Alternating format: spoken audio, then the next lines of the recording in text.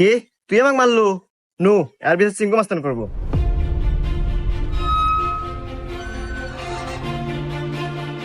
চিঙ্কু মাস্তান ও আমাকে একটা থাপড় মারছে, আর বিচার দেন।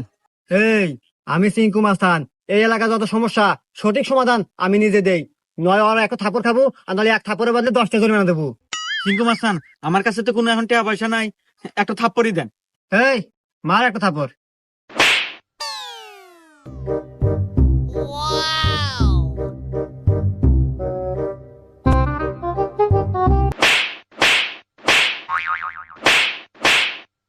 এই যে আমি এখান থেকে যাওয়ার সময় 50 টাকা পরে পাচ্ছিলাম, তো ভাবলাম যে এখানে খরচ করে দিই।